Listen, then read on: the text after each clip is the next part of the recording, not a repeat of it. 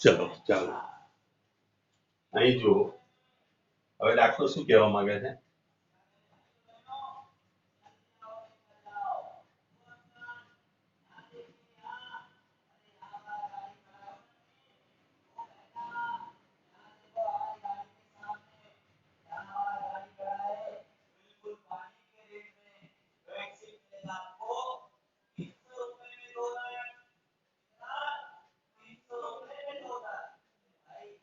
હવે માની લો કે આ પંખો છે બરાબર હવે પંખો ના હોય પણ તમે વિચારી લો પંખો ફરી રહ્યો છે દેખાય થોડું પંખા જેવું આમ ફરી રહ્યો છે હવે અહીંયા આગળ ત્યાં સીલિંગ છે આપણા ઘરની બરાબર અહીં ત્યાં પંખો ફરી રહ્યો છે ફૂલ સ્પીડમાં ફરી રહ્યો છે તો અહીંયા આગળ કોઈ પદાર્થને આપણે અહીં મૂક્યો બરાબર આ કોઈ એમ દળ ધરાવતો પદાર્થ મૂક્યો આપણે એમ દળનો પદાર્થ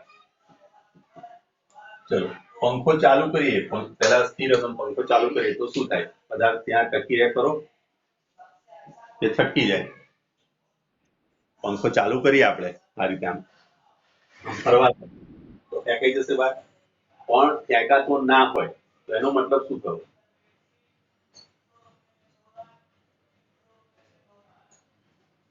એનો મતલબ શું થયો આ ફેંકાય કોને કારણે કયા બળને કારણે પેલું બળ આપણે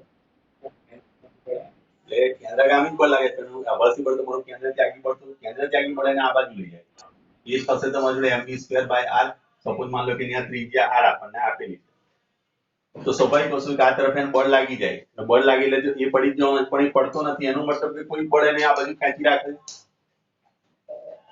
આ તરફ ખેંચી રાખતું બળ કયું કોઈ સપાટી અહીંયા આગળથી આ જતું નથી આમ આગળ નથી જતું અહીંયા ધક્કો મારો ને આગળ ના જાય તો એની માટે જવાબદાર કોણ તો ઘર્ષણ બળ ઘર્ષણ બળ ક્લિયર આટલી વસ્તુ તો આવો જ દાખલો અહીંયા તમને જે પદાર્થ છે એ પદાર્થ જતો નથી તેની માટે જવાબદાર બળ કોણ છે તેની માટે જવાબદાર આવશે બળ ઘર્ષણ બળ અને ઘર્ષણ બળ મેં કદાચ તમને મ્યુ પણ પૂછ્યો કે ભાઈ મ્યુ શોધો અથવા તો શું પૂછી લઈએ આપણે જોઈ લઈએ બરાબર પણ આ ટાઈપનો દાખલો છે બરાબર જો આપણને એવું કહે છે કે સીલિંગ ફેન ક્વેશ્ચન નંબર 10-11 તો સીલિંગ ફેન ના સીલિંગ ફેન નો વ્યાસ ના વર્તુળાકાર માર્ગનો વ્યાસ વર્તુળાકાર માર્ગનો વ્યાસ એ આપણને આપે છે 120 સેન્ટીમીટર 120 સેન્ટીમીટર અને બીજું આપણને આપેલું છે 1500 આરપીએમ ની ઝડપથી ફૂલ સ્પીડ બરાબર 1500 આરપીએમ ની ઝડપ ધરાવે છે બરાબર આરપીએમ એટલે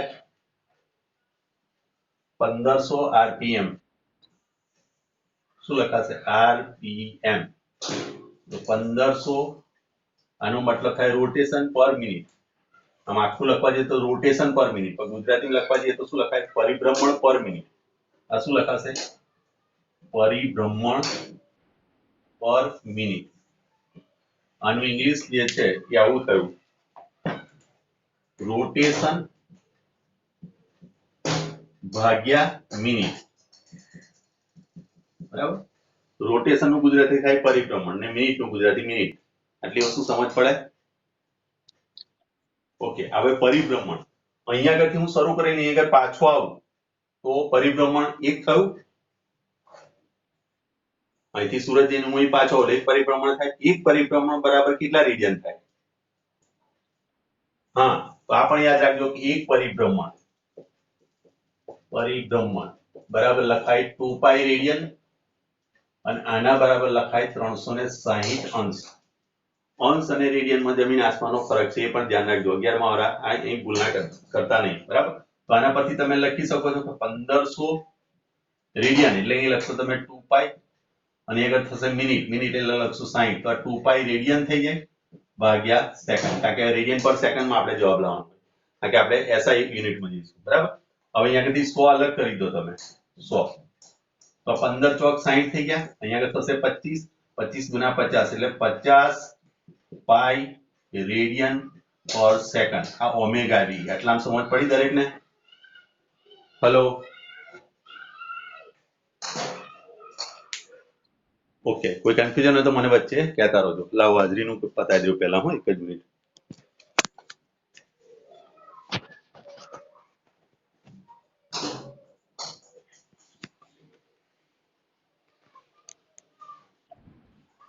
વ્રજ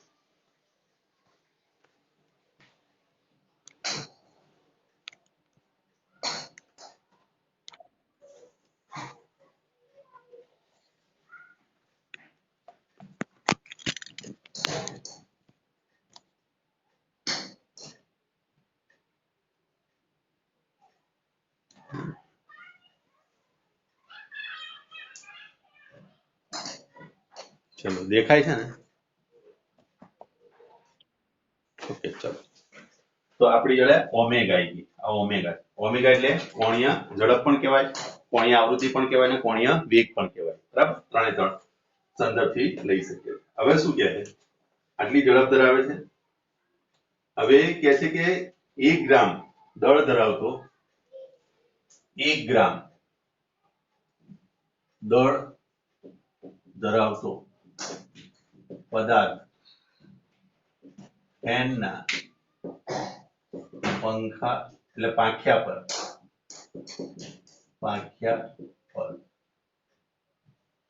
પર છે તો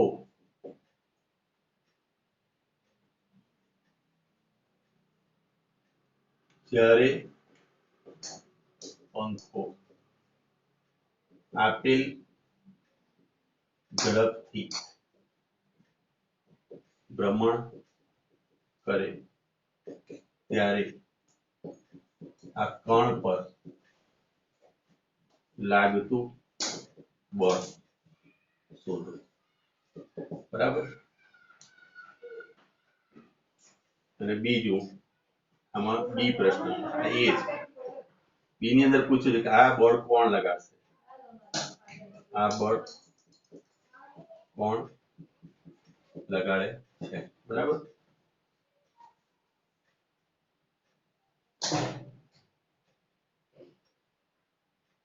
એટલે સી ની અંદર પૂછ્યું છે કે આ કોણ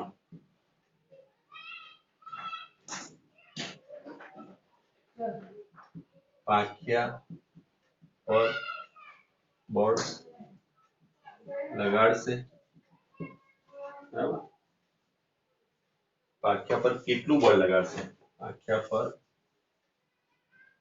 કેટલું બળ લગાડશે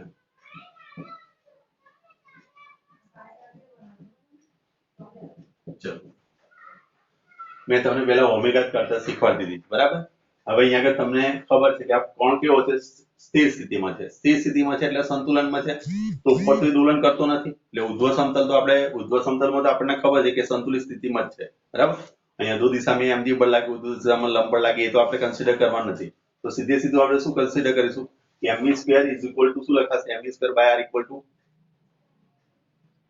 તો અહીંયા આગળ તમે કહી શકશો અહીં સ્પષ્ટ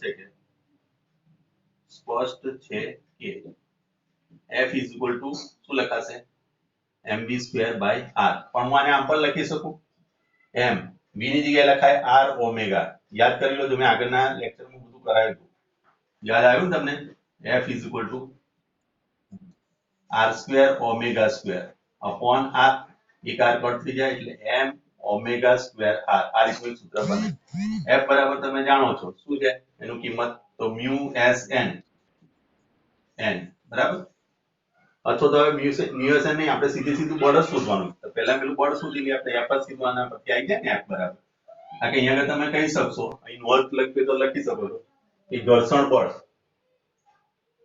ઘર્ષણ બળ એ કેન્દ્ર ત્યાગી બળને સમતોલે છે આપણે તમે લખી શકો ને સમતોલે છે માટે સ્ટેડી છે ચલો એમ તમને આપી છે 1 ગ્રામ 1 ગ્રામ એટલે 1 ગ્રામને કેજી ફેરવવા પડશે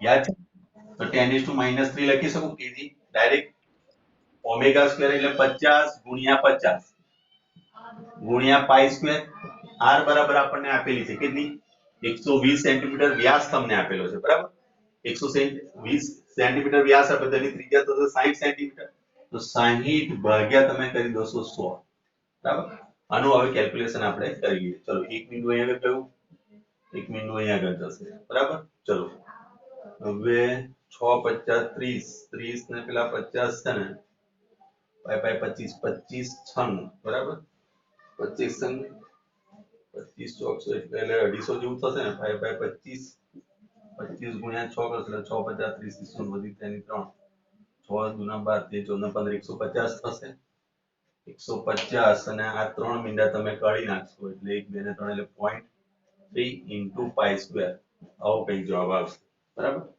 જોઈ લઈએ ચલો શું કહે છે આપણને Its diameter 120 સેન્ટીમીટર છે બરોબર 120 સેન્ટીમીટર વ્યાસ લીધો આપણે 11 માં ની અંદર જવાબ આવે છે આપણી જોડે આનો જવાબ લાવવાનો છે પાઈમાં નથી પાઈ સ્ક્વેર એટલે 3.14 ગુણ્યા 0.15 એટલે 1.478 1.478 જવાબ આવે છે એ જવાબ આવે છે તમારી જોડે 14.8 આવે 10 ની કોઈ જગ્યાએ ભૂલ કરી મેં એક મિનિટ ચલો ફરી વાર જુઓ આ 1 મિનિટ વહી ગયું 1 મિનિટ વહી ગયું 6 50 30 30 ગુણ્યા 30 તો અહીં 30 થઈ ગયા આ બે ના 30 થયા ને 2 મિનિટ અહીં આગળથી કટ કરી એટલે 1 મિનિટ રહેશે 5 તારીખ 15 એટલે 0.15 0.15 જ આવતા હતા ને 0.15 પાઈ આર સ્ક્વેર કોઈ જગ્યાએ મેં ભૂલ કરી લાગે છે 10 મીંડાની કઈક ભૂલ કરી દીધી લાગે તો આવી કેમ આવતો નથી 0.15 ગુણ્યા 3.14 ગુણ્યા ઓકે 1.47 જવાબ આવે છે 14.8 આવે છે કઈ જગ્યાએ 10 ની ભૂલ મેં કરી ત્યાં આગળ સેન્ટીમીટર ના લીધે 14.7 આવે છે મારે કઈ જગ્યાએ ભૂલ પડે ચલો ફરી વાર જોઈ લો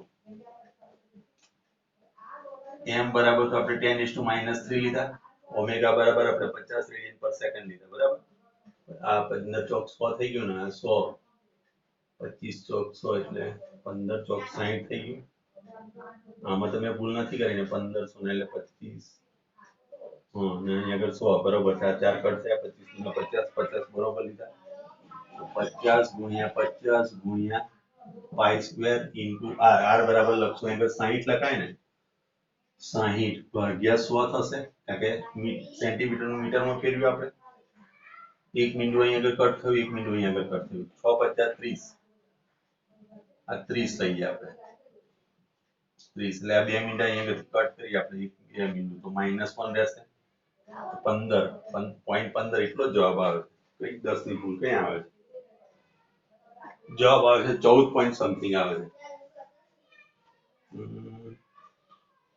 10 ની આપણે કઈ જગ્યાએ ભૂલ કરી 1 ગ્રામ તો બરોબર છે 1 ગ્રામ એટલે 10⁻³ લીધા 80 વર્ગનો જવાબ કોઈ દિવસ ખોટો તો ના નીકળે 14.7 નથી આવતો મારે જવાબ જો 3.14 બરાબર એનો વર્ગ કર્યો અને ગુણ્યા 3 ગુણ્યા 5 બરાબર ને ભાગ્યા 10 ઓકે રેડી મારે એ ભૂલ થાય છે કેલ્શિયમ 14.78 એટલે તમે એપ્રોક્સિમેટલી લઈ શકો 14.8 ન્યૂટન રેડી ચલો મને એમ થયું કે 10 મારા કંઈક એ થાય છે ચલો ક્લિયર હવે અગર આનો a b અને c નો જવાબ આપણે આપવો હોય ચલો આ કણ પર લાગતું બળ શોધો તો બળ આટલું થયું હવે આ બળ કોણ લગાડે તો આ જે બળ છે એ કોણ લગાડે તો બ્લેડ આની પર લગાડે છે કોણ લગાડી રહ્યું છે બ્લેડ એટલે પાંખ્યું પાંખ્યું કોની પર બળ લગાડે છે કણ પર કારણ કે આ બંને વચ્ચે કયું બળ છે લંબ બળ લાગવાનું નહીં આગળ હેલો એડમિટ ટુ વર્ક જો આ જેની પર આવું રાખેલું છે બરાબર એ આની પર બળ લગાડશે તો જ અહીંયા આગળથી એ છટકતું નથી. એનો મતલબ શું થયો કે આ બળ કોણ લગાડે છે? પાંખિયા વડે કણ પર લાગે છે ને. આ બ્લેડ છે એની પર રાખેલો છે આ પડતો નથી એનું કારણ શું કે એને અહીંયા આગળ કોણ જકડી રાખે છે? તો પાંખિયું જકડી રાખે એટલે પાંખિયું એની પર બળ લગાડે. એ જ રીતે આ કણ પર કોની પર લગાડે બળ? તો ન્યૂટન ગતિના ત્રીજા નિયમ મુજબ શું એ કણ પર એ પાંખિયા પર બળ લગાડે છે. તો આ ત્રણે ત્રણ નો જવાબ આનું જ આવશે ત્રણે ત્રણ માટે. ક્લિયર? સમજ પડી ગઈ? ઓકે ચલો. કેલ્ક્યુલેશનમાં કેમ આજે 10 માં મને આશ્ચર્ય લાગવા માંડ્યું. મેં કોઈ કેલ્શિયમ બધું પરફેક્ટ કરું છું જવાબ નહીં આવતો.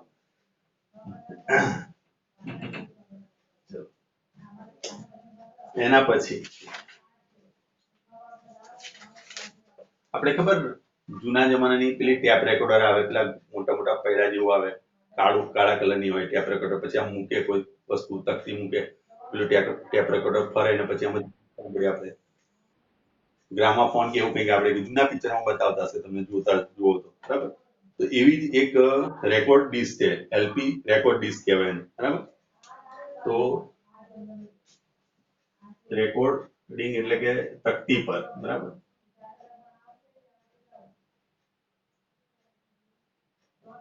એક મચ્છર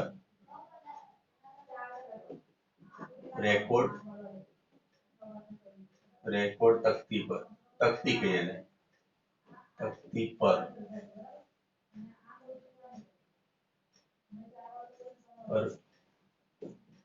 બેઠું છે. આ તકતી 33 into 1/3 33.1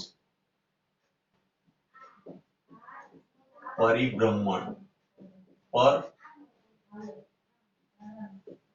મિનિટના દરે ભ્રમણ કરે છે. એક તકતી છે આ રીતની બરાબર અને કોઈક અહીં મચ્છર બેઠેલું છે બરાબર અને આનું રોટેશન તમને આપેલું છે. આ ઓમેગા તમને આપેલું છે આ ઓમેગા બરાબર. આવી પરિસ્થિતિ છે. જો હવે શું કે છે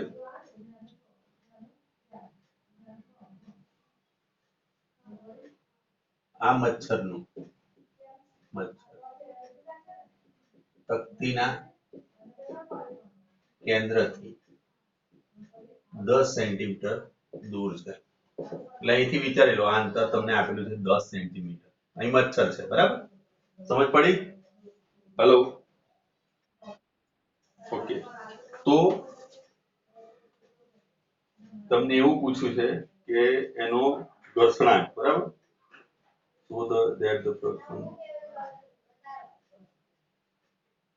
તો ઘર્ષણાંક શોધો એનો.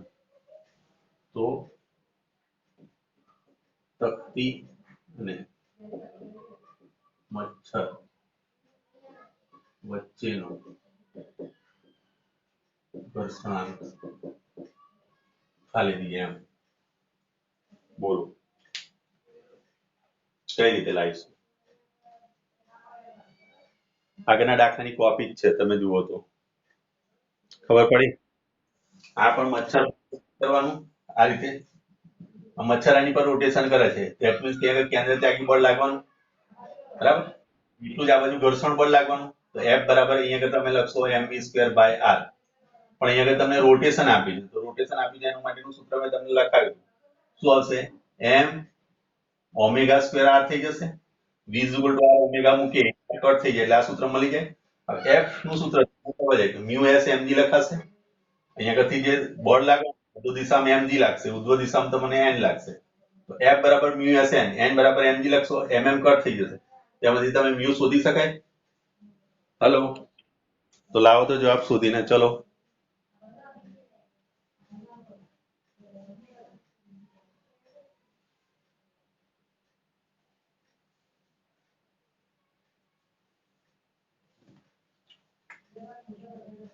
F is equal to mu s n થાય અને એના બરાબર લખશો તમે mv સ્ક્વેર અથવા તો m omega square r.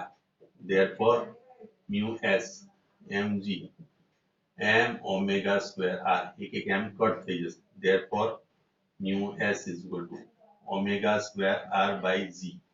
g બરાબર તમે 10 લઈ લો, હું લખું છું g બરાબર 10 મીટર પર સેકન્ડ સ્ક્વેર લો.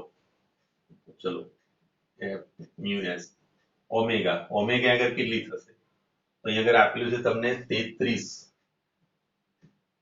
1/3 33 તારી 99 99 વત્તા 1 એટલે 100 100 ભાગ્યા 3 આવું કંઈક અપૂર્ણાંક કરતા હતા, યાદ કરી લોજો.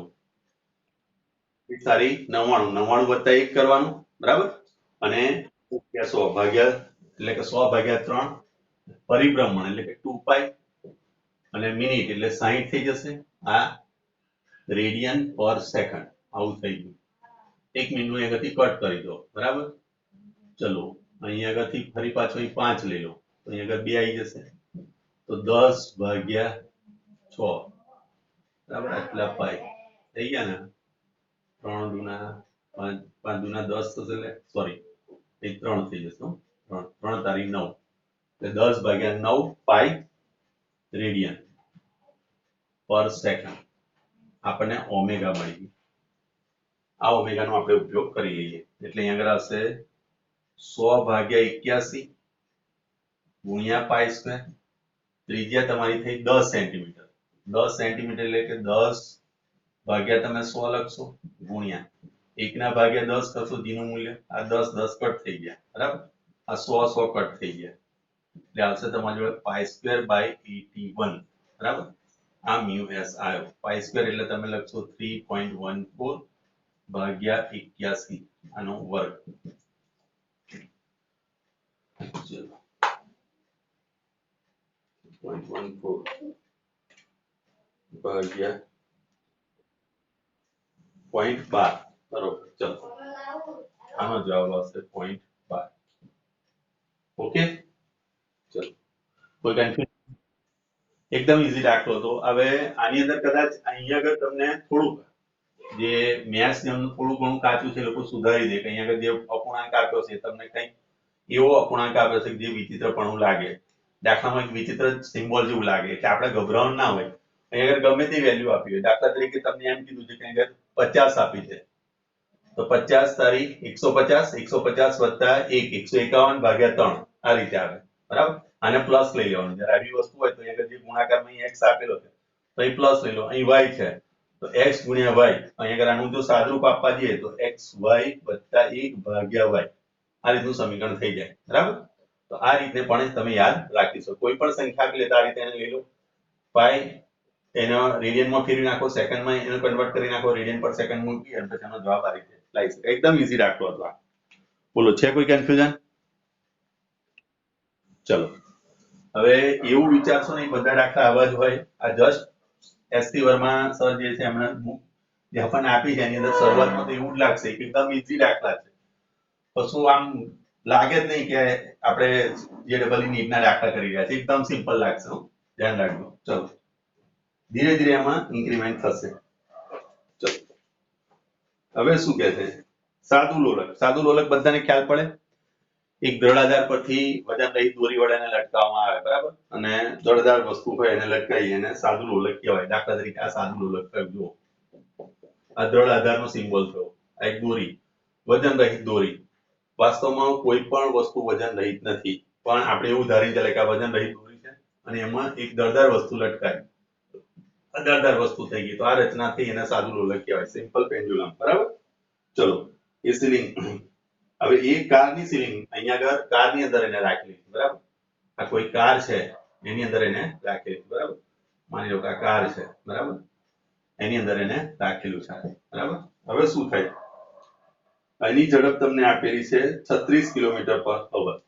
આની ઝડપ પેન્ડ્યુલમને થોડુંક દૂર લઈ જાઓ. અહીંયા આગળ માની લો કે અહીંયા આગળથી રાખેલું બરાબર.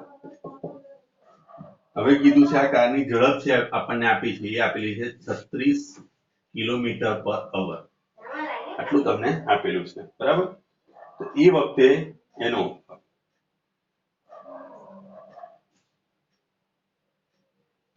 તો હવે તમને એવું પૂછ્યું કે એનો એંગલ બરાબર કોનો જે ઉદ્ધવક સાથે આ જ્યારે કાર જતી હશે બરાબર આગળની તરફ જાય તો આ પાછળની તરફ જાય. અહીંયા આગળ આ રીતે ને તો અહીંયા આગળ તો આ એંગલ આપણે શોધવો છે, આ થીટા. બોલો શું કરીશું આની અંદર? રકમ લખી દઈએ આપણે, બરાબર.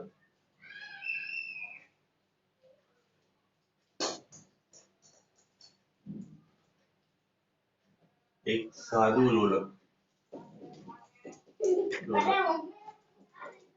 કારની છત પરથી લટકાવે છે, બરાબર. ચલો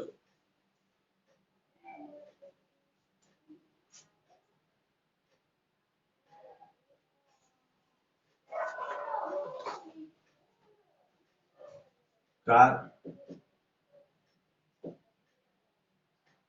જે વર્તુળ માર્ગે ગતિ કરે છે તેની ત્રિજ્યા આપણને આપેલી છે 10 મીટર. 10 મીટર છે અને કારની ઝડપ આપણને આપેલી છે, કેટલી આપેલી છે ઝડપ? 36 કિલોમીટર પર અવર છે. 36 કિલોમીટર પર અવર છે.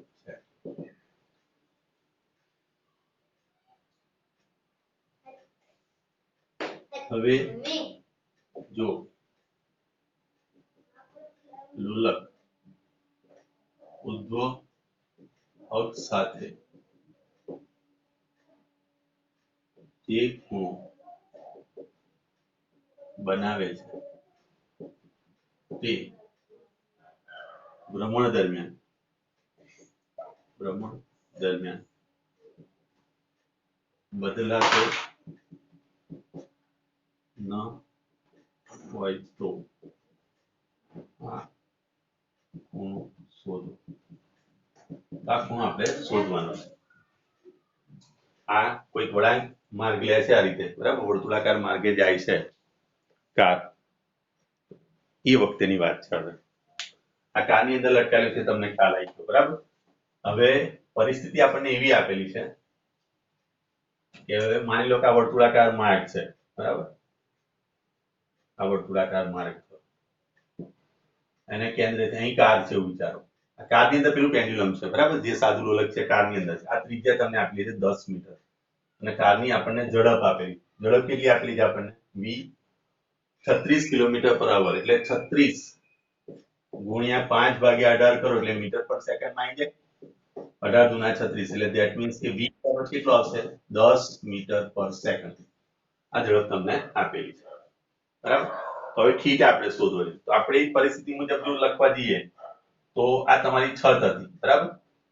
અહીંયા આગળથી આપણે એવું વિચારીએ, દાખલા તરીકે આ સાઈડ વિચારો કાં તો આ સાઈડ વિચારો, ગમે તે સાઈડ એક થીટા બને છે. અહીંયા આ થીટા થયો, બરાબર. તો આ બોબ હતો આપણે જે લોલક હતો, બરાબર. તો અધો દિશાની અંદર એને કયું બળ લાગશે? mg. હા, અહીંયા આગળ જે લાગશે એ તમારું તણાવ બળ લાગશે. તો તણાવ બળના બે ઘટક પડવાના. તણાવ બળ ઉત્પન્ન થશે. તો આ બાજુનો જે ઘટક થશે t cos થીટા ઘટક, આ બાજુનો ઘટક થશે t sin થીટા, અને આ બાજુ જે દૂર લઈ જશે એ કયું આવશે? બળ. એટલે દૂર લઈ જતું બળ. વર્તુળાકાર માર્ગ આવે એટલે એની માટે જવાબદાર કયું હશે? તો mv²/r થશે. ખ્યાલ આવ્યો? હેલો,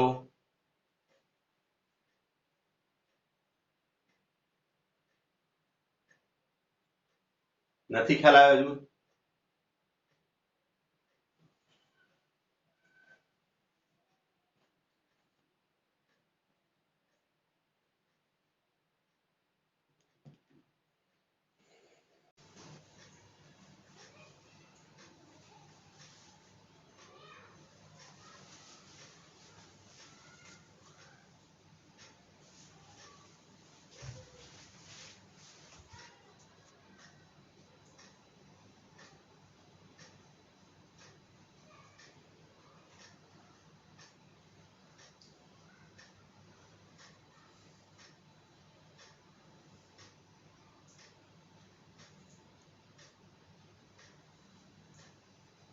ચલો આવી ગયા બધા?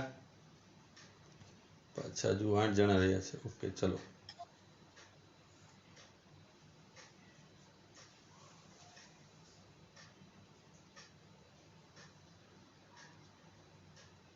ચલો આવી ગયા છો બધા કે બાકી છે હજુ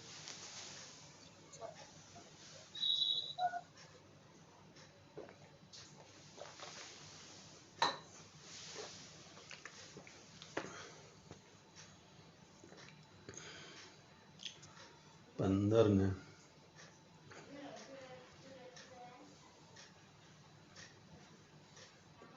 સિક્યોરિટીમાં જઈને ચલો આ બધા ઓટોમેટિક આવી જશે ચલો હવે અહીંયા આગળ ધ્યાન આપી દો અવાજ સંભળાય છે ને મારો हाँ सर આ ટી કોસ થીટા આને સમતોલ છે mv સ્ક્વેર r આને સમતોલ છે બે ઇક્વેશન મળશે આપણને ચલો તો અહીંયા આગળ t sin theta is equal two તમે લખશો mv સ્ક્વેર બાય r એ જ રીતે અહીંયા આગળ આવશે t cos theta is equal two mg આવશે આ ઇક્વેશન 1 ઇક્વેશન 2 તો આપણે 1 ના ભાગ્યા 2 કરવાનું છે બરાબર બરાબર તો આને ભાગાકારમાં તમે લઈ લો છો એટલે શું થશે આ ભાગાકાર આવી ગયો તો t કેન્સલ થઈ જશે sin theta upon tan theta cos theta એટલે કે tan થીટા આવશે tan theta is equal two અહીંથી mm કટ થશે v સ્ક્વેર બાય rg લખાશે ક્લિયર ધેરફોર તમે લખશો theta is equal two tan inverse શું લખાશે v સ્ક્વેર બાય rg ચલો v ની વેલ્યુ છે r ની વેલ્યુ છે અને g ની વેલ્યુ છે પુટ કરાય ચલો થીટા બરાબર શું થશે tan ઇન્વર્સ ચલો v બરાબર તમને આપે છે 10 10 નો વર્ગ કરશો એટલે 10 ગુણ્યા 10 બે વાર આવી ગયો 100 થઈ ગયા ચલો r તમને કિલો આપી છે 10 આપેલી છે અને આ પણ તમને 10 આપેલું કટ થઈ ગયો ખાલી 1 tan ઇન્વર્સ 1 ધેટ મીન્સ કે શું થયું 45 pi by 4 ક્લિયર ચલો हाँ सर જોઈ લો કોઈ તકલીફ હોય તો કહો મને આ દાખલા નંબર હતો આપણો 12મો 12 બરાબર ચલો જઈએ આગળ हाँ सर ચલો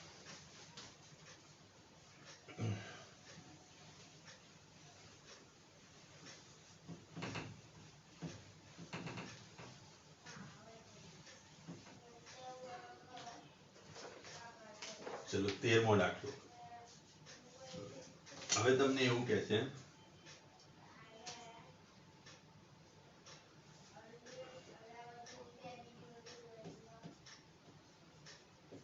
એક સાદા લોલકની લંબાઈ 1 મીટર અને દોડ લોલકનું દોડ બરાબર એ તમને 100 ગ્રામ આપેલું છે લોલકનું દળ બરાબર ચલો તથા તેની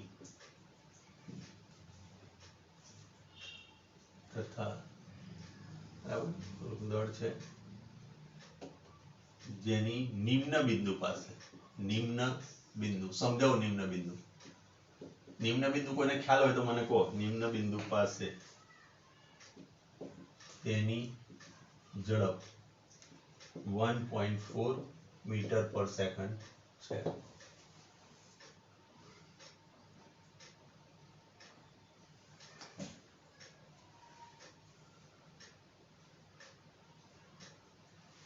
તો